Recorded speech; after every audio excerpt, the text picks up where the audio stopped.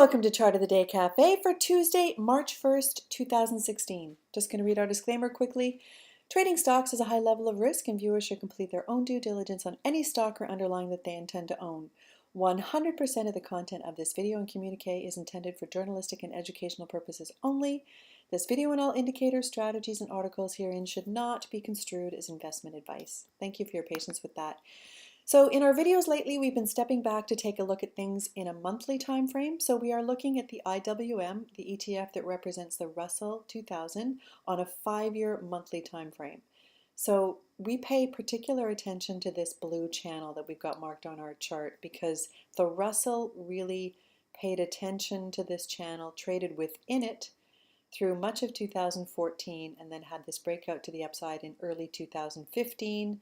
But then we had that sell-off we've all experienced, bringing us back to right where we are right here, right now. So with the month of February complete, we can see the candle fairly bullish. That's a nice long wick. Would have liked to have seen a little more volume.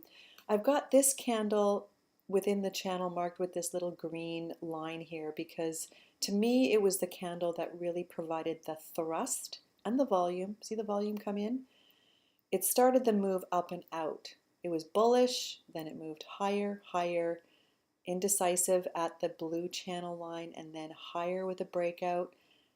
This is the candle. So why I'm pointing that out is because we're so far not seeing that kind of volume here. We want to see some really good volume that pushes us back into an area that would bring us back into this channel. And so far, things are a little suspect, at least to me, until we see that volume. But having said that, like the long wick, want to be careful in this area here because we are starting to test the underside of that blue line, getting into that area. So caution, tight stops, and everything over the blue line, at least for me on the daily. So that's the Russell. Let's take a look at the Dow. A little more indecisive, so up and over that area of support resistance, but the body is in the middle of the candle, which reflects to me a little more indecision on the Dow, but nice to see it up and over that area of support resistance. The S&P, same thing, a little more indecisive, up and over that area of support resistance, but a little more indecisive candle than the Russell. The other ones we've been keeping an eye on are IYT, which is the ETF that represents the transports. Nice bullish candle for the month of February, that's good.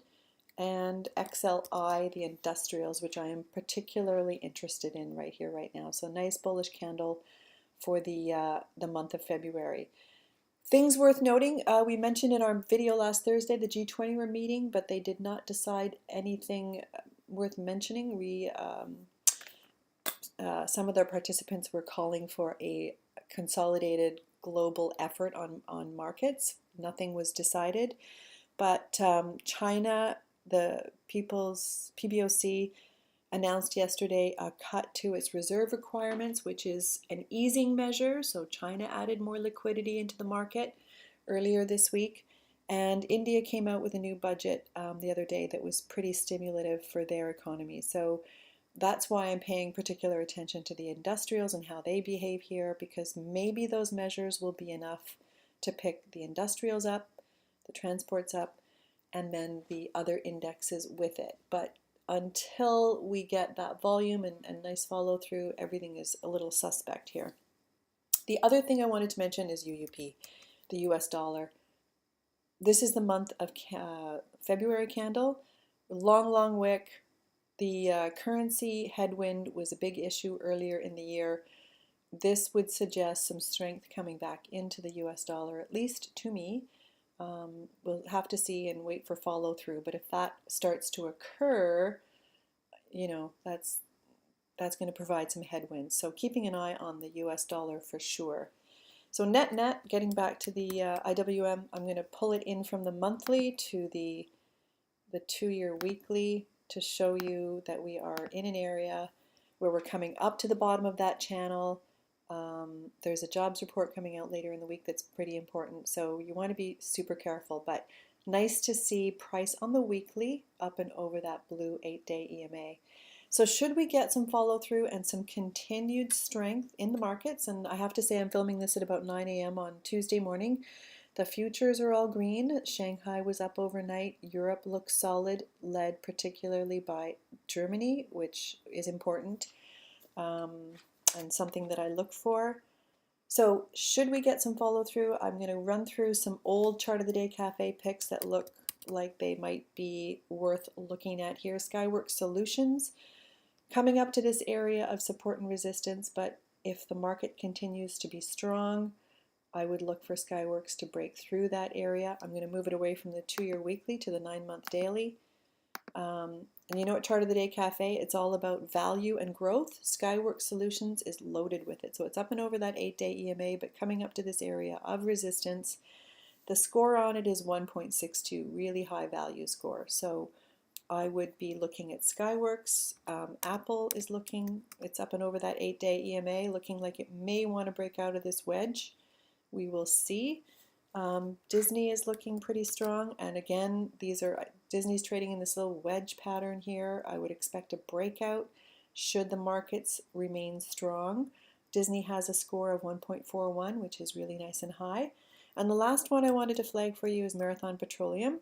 It was an old chart of the day cafe pick. We've been running these videos for a while. When the refiners were strong, they have sold off considerably. So this is a really bottom fishing kind of strategy. But the if you think that oil has bottomed here, you might want to look at some of these. Marathon has a value score of 1.36, but the reason I'm flagging it is because it has a dividend yield of 3.74%.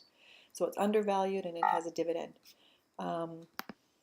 Also took a quick look this morning, 10 stocks that George Soros is buying in 2016. Marathon is one of them. So there's a little clip here.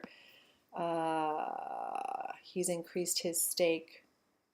He bought 1.2 million shares. So George Soros is buying Marathon. So I'm never making any recommendations whatsoever, but just flagging charts of value and interest for you to take a look at, and always for your further research. So with that, I will see you, say goodbye and see you in our video on Thursday. Thanks.